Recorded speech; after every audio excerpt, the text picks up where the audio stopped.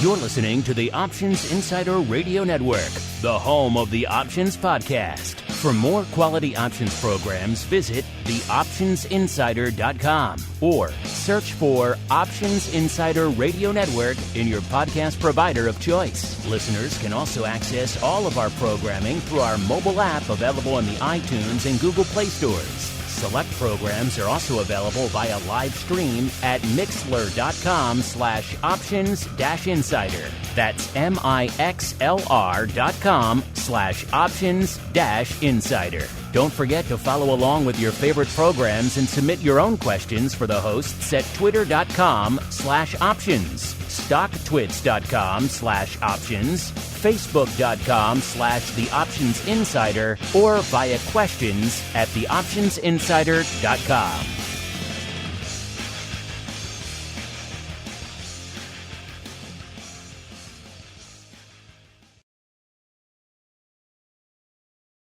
Welcome to the Options Playbook, the program where we break down cutting-edge option strategies and explain how you can incorporate them into your own portfolio. Whether you're looking to grow your capital with some offensive maneuvers or protect your investments with defensive plays, you can find them all in the Options Playbook.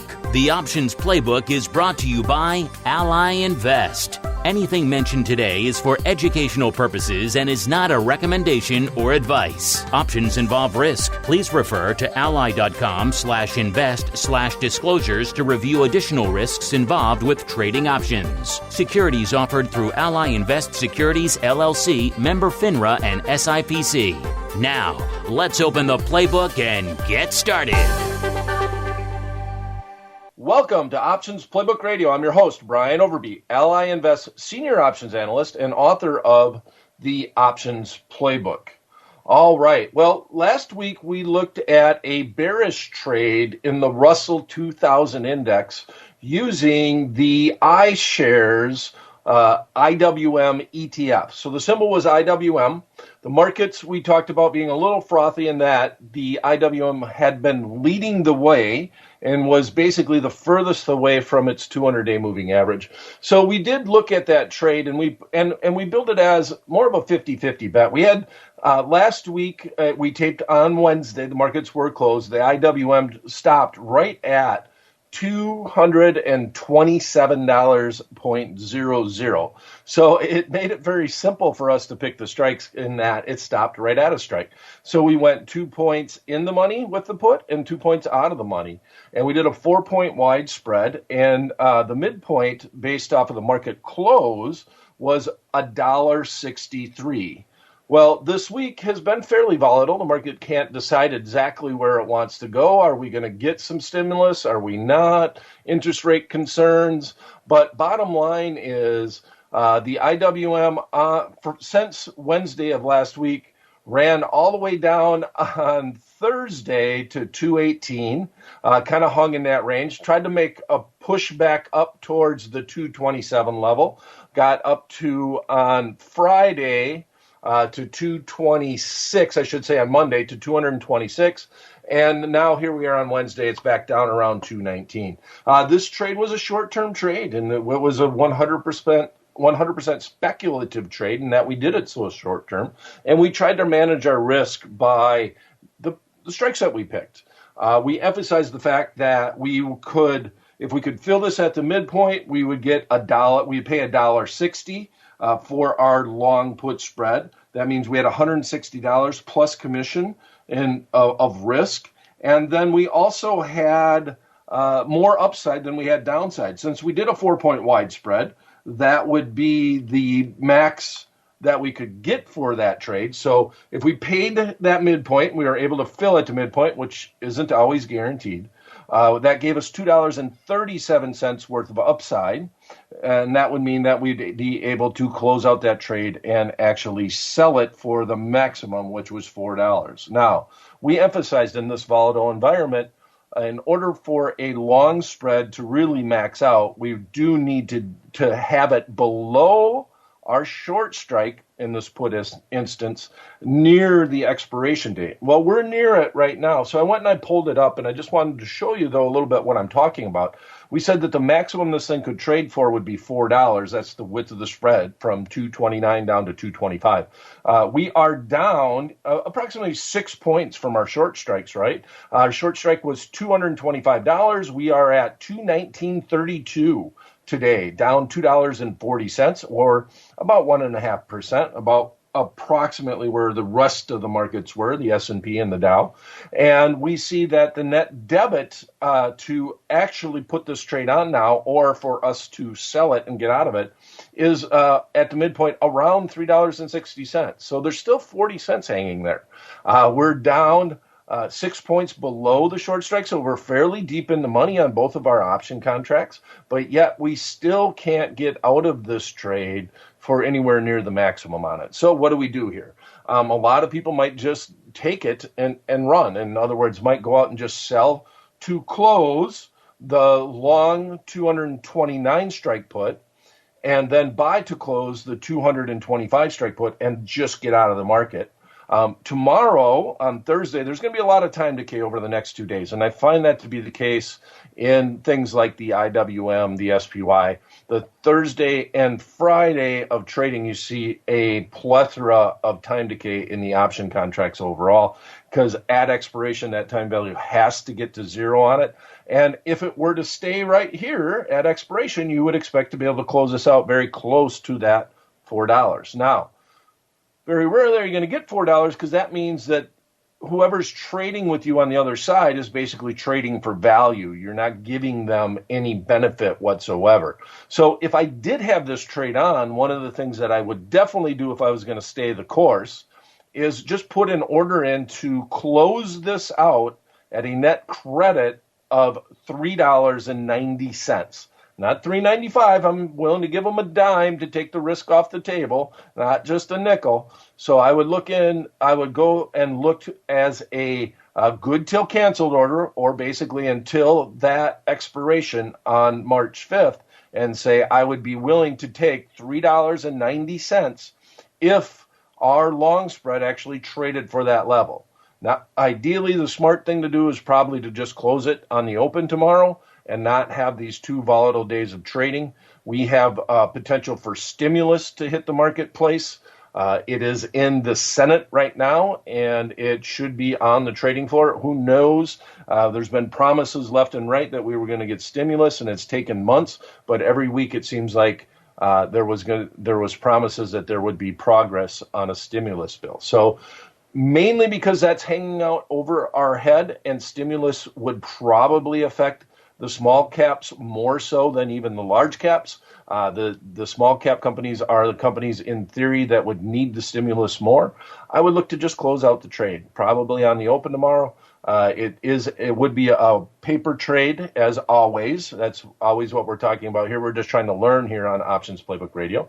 But I would just take my money and run in that scenario, because we have 2 days left and we have potential for major news about the stimulus.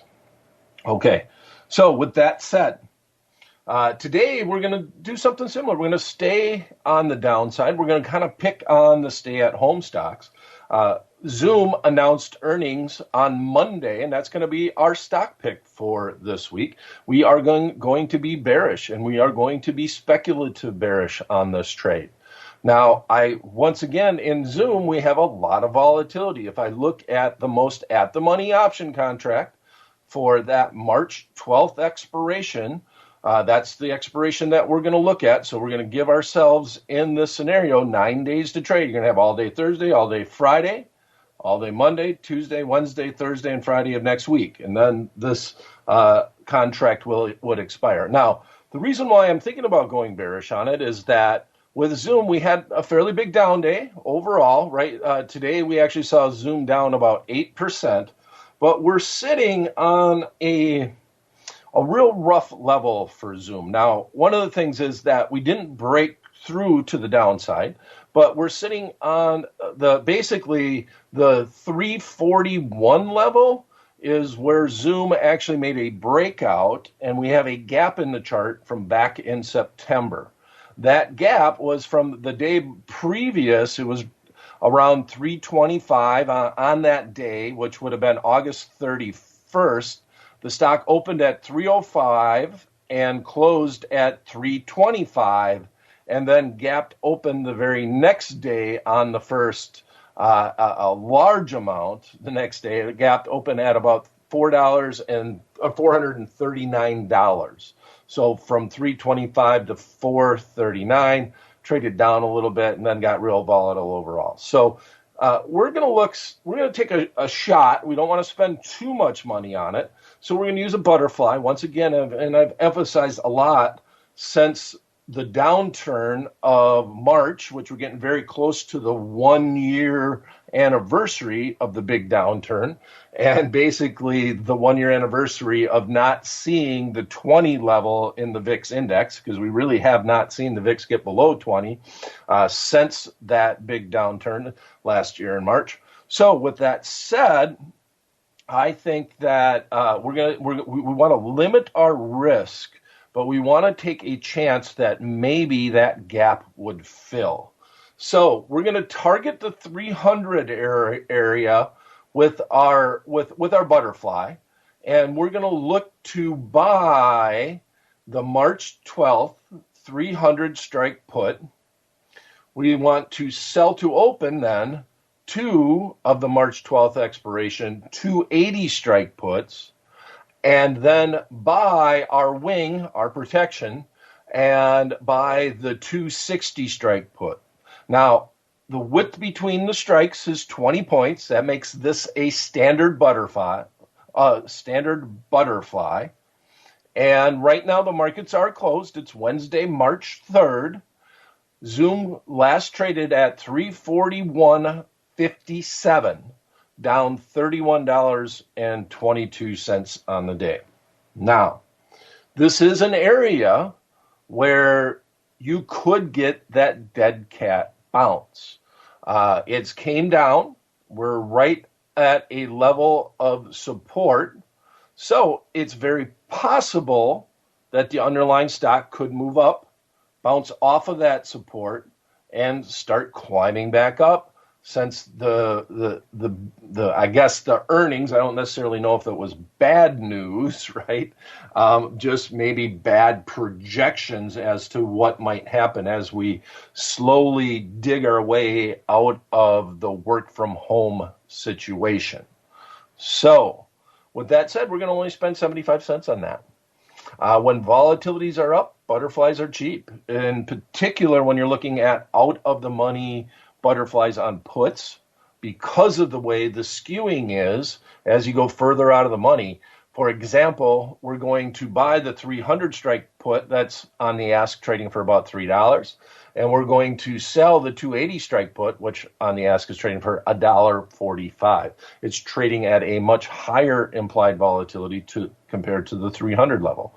So that gives us a decent credit. We're going to sell 2 of those. We go further out of the money, it kind of hurts us a little bit, but the 260 strike put that we are looking at on the ask is 80 cents, but it's fairly wide, and we're going to use the butterfly to try to help us with that situation, but it's 20 cents by 80 cents, so we'll call it about 50 cents right in the middle to buy that protection, that 260 strike put. Bottom line is right now at the midpoint, it's trading for 75 cents or $75 plus commission would be our max risk on this trade. And I don't want to overdo it. It's a speculative trade. It's fairly speculative because we're doing a short-term trade. Now, everything applies to the butterfly as it did to the long spread using puts on IWM last week. It will max out closer to the expiration date, so we've got to be very careful with the expiration that we pick. We're hoping we get a little bit of a breakout to the downside, and we're not looking for a home run on this trade. If the market got to 280 on expiration, in theory, this butterfly could trade for $20, the width of the spread. But that would mean that on the expiration date, March 12th, Zoom would stop right at 280 and wait for us to collect our money. That's highly unlikely to do. So if I did this trade and I was able to double or maybe triple on the upside, I would look to get out in that scenario. And that if I could sell it at a double, that means I could sell it for $1.50, or a triple, that would mean I could sell it for $2.25. or $225 on my trade, I would definitely consider getting out at that point in time. That would kind of be my goal.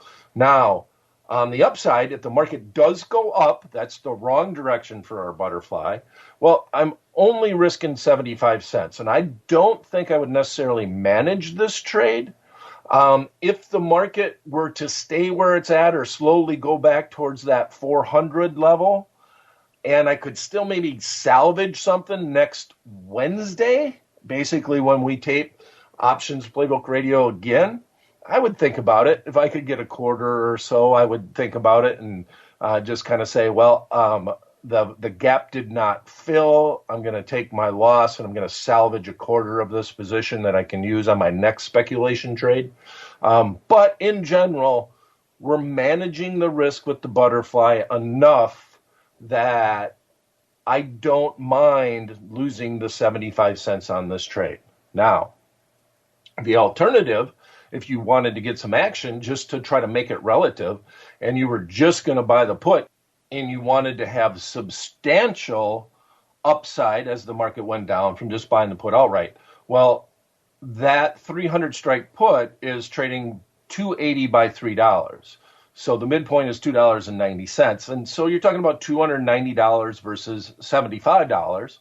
And you'd have the exposure if the market did drop precipitously over the next 9 trading days. Well, then you would obviously rather just be long the put. But I would rather manage the risk on the onslaught. And when I look to do these type of trades, a lot of times I don't want to adjust the speculative trade. First of all, there's really not enough time to do an adjustment.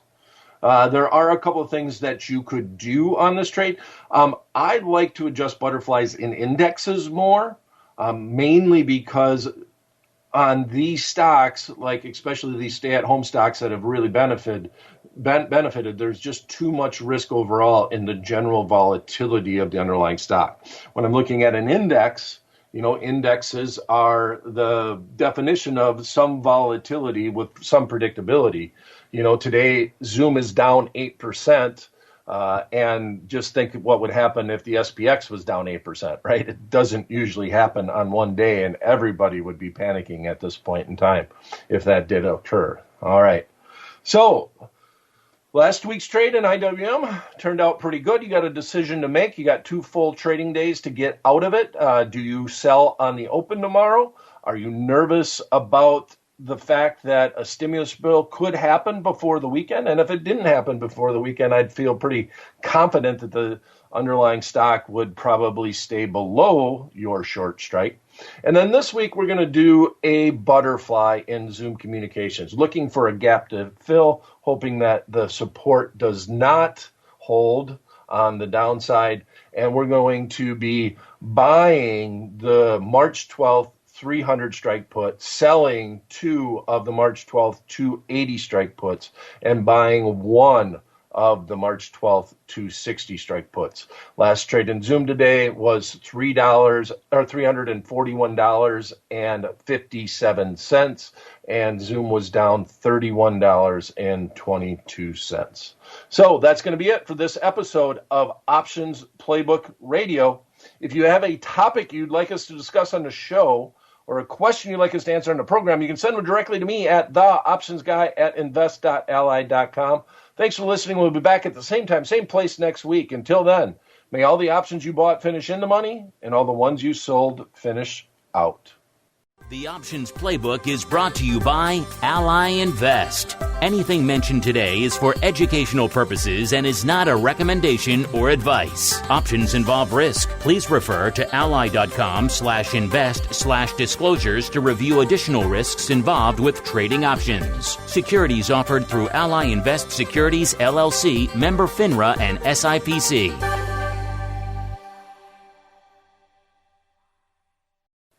You're listening to the Options Insider Radio Network, the home of the Options Podcast. For more quality options programs, visit theoptionsinsider.com or search for Options Insider Radio Network in your podcast provider of choice. Listeners can also access all of our programming through our mobile app available in the iTunes and Google Play stores. Select programs are also available via live stream at mixlr.com/options-insider. That's mixlr.com/options-insider. Don't forget to follow along with your favorite programs and submit your own questions for the hosts at twitter.com/options, stocktwits.com/options, facebook.com/theoptionsinsider, or via questions@theoptionsinsider.com.